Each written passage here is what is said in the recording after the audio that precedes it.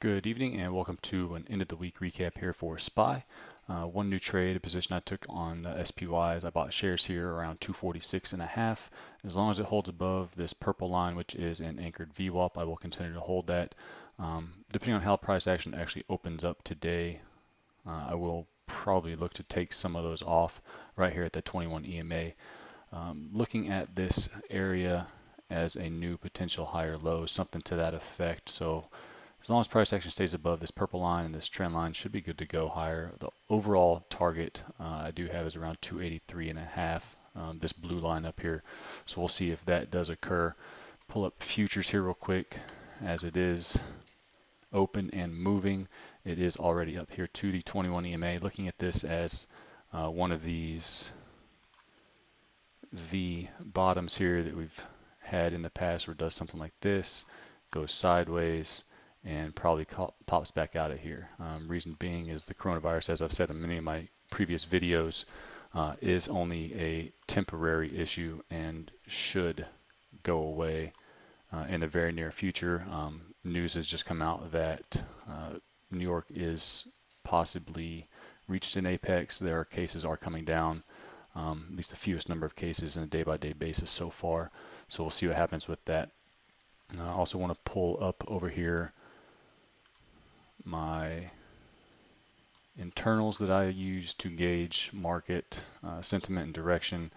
I had an inside day here on technology, so above this little bit of resistance here on the day was 187.10. I believe we're going to move substantially higher, at least to test this 196 area, this prior peak.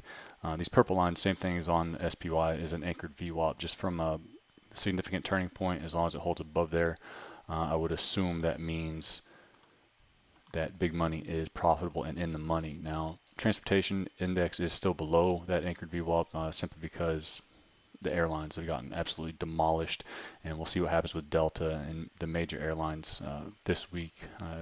News came out that Buffett has sold a pretty large position of Delta without really justifying it, or at least not saying anything to the media. So we'll see what happens with that. But transports do look like they may lead the market lower and continue this little bit of an H sell-off, retest these lows.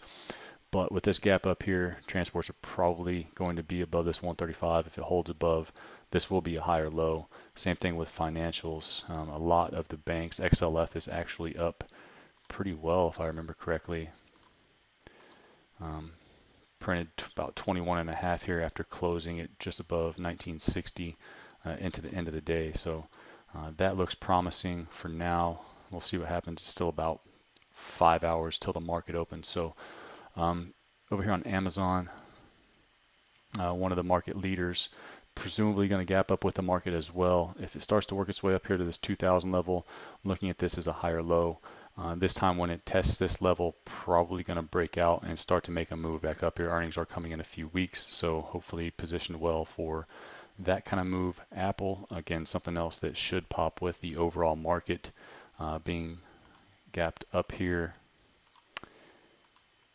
Yep, right around 250. So that is going to be a very nice play for anybody that was long here off this 240 base. The question becomes, does it make it back up here to this previous high around 262? Microsoft is probably doing the exact same thing. So move above this 165 will also cause a short squeeze up to this next level around 175-ish area. So a lot of positives coming out of the market here, at least in the early hours of the day. We'll see what happens as the market opens. For now, we'll see what happens intraday. Maybe I'll get some scalp opportunities, but for now, everything looks like we're starting to stabilize. Some buyers did come into the market, and maybe we start to work our way back up, and we start getting some good news out of these the coronavirus trials and all this stuff, and we'll see what happens going on through the week. Good luck today.